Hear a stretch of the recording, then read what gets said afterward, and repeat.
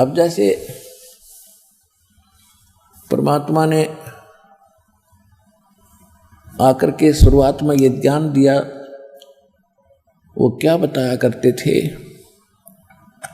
एक सतगुरु की भूमिका भी परमात्मा ने की, कबीर भगवान ने एक अच्छे नागरिक की कि अपना करके खावे और किसी का ले तो देवे भी, अपना 10 नाखूनों की कमाई से काम करे, उससे अपना निर्वाह करे, घर में भी सुख, शरीर में भी सुख और भक्ति भी प्रफुल्लित कहनी होगी। तो परमात्मा ने एक तो ये रोल किया, दूसरा ये किया कि वो सतगुरु हैं, वो सारी सृष्टि के पालनहार हैं और वो जगत गुरु हैं, पूरी सृष्टि को, विश्व को सत्य ज्ञान, सतगुरु हैं, सच्चा ज्ञान देने वाले गुरु हैं, वही हैं। भगवान ही हो सकता सतगुरु, ये बाकी नकली अपने बेसिक सतगुरु लिखे नहीं, वो सतगुरु नहीं, जिनको ज्ञान नहीं, सच्चा ज्ञान ही नहीं, सच्चा मार्गदर्शक नहीं वो, तो सतगुरु कहाँ से हो गया। तो वो सतगुरु की भूमिका भी वही करते हैं क्योंकि वो उनके विधान में है।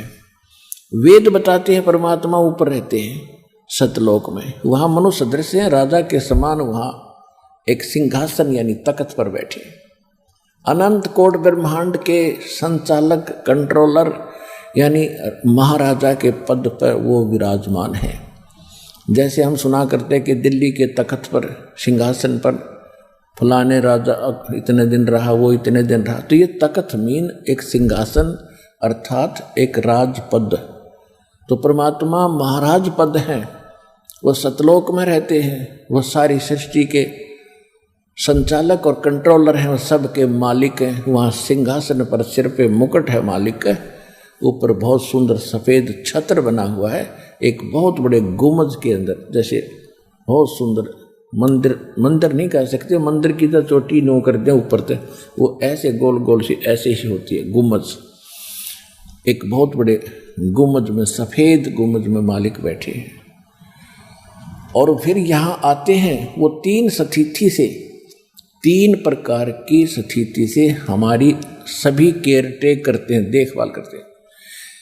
एक शरीर जो ऊपर परमात्मा बैठे हैं, एक रोमकूप में करोड़ सूर्य मिला दे, एक रोम बोलते हैं बाल को और रोमकूप बोलते हैं जहाँ बाल उगया है, इसको रोमकूप कहते हैं। तो शरीर के एक बाल में करोड़ सूर्य मिला दे, करोड़ चंद्रमा, इतनी रोशनी एक बाल की, एक रोम की, ये तो मालिक का इतना सुंदर और तेजोमय शरीर वहाँ पर है।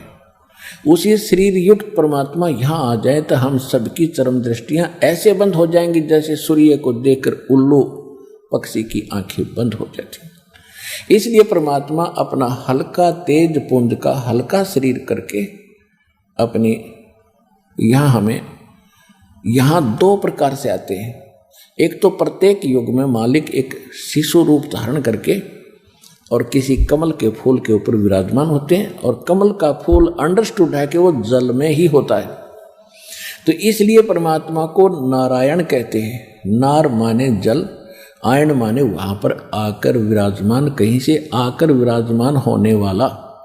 तो नारायण वास्तव में कबीर भगवान है, और बाकी इन सब का जैसे विष्णु जी से शेषनाग की सैया पर सो गए, नारायण बन गए, तो शेषनाग तो उससे पहले नारायण, क्योंकि वो तो रहे इस पानी में, जल में रहता है, तो ये नकली नारायण थे। असली नारायण वो परमात्मा है, उसके लिए ही वेदों में नारायण लिखा है कि वो एक कमल के फूल पर आके विराजमान होता है।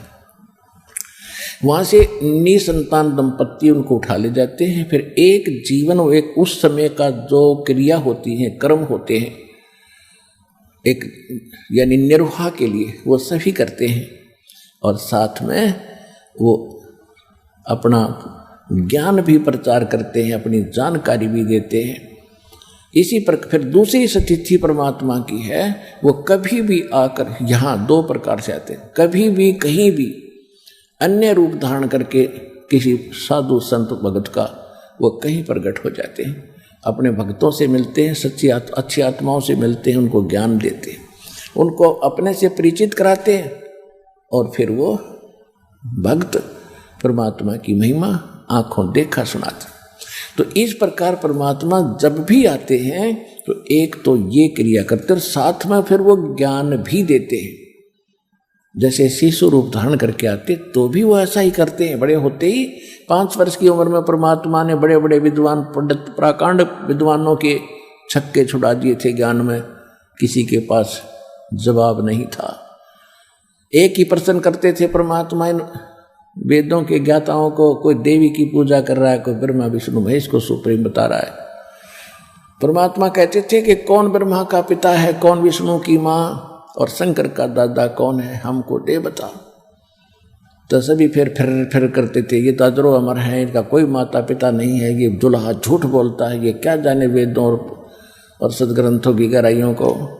जब तक उनकी दाल गलगी नकलियों की, क्योंकि हम शिक्षित नहीं थे। और वही ज्ञान भगवान का दिया हुआ आज दास को प्राप्त हुआ।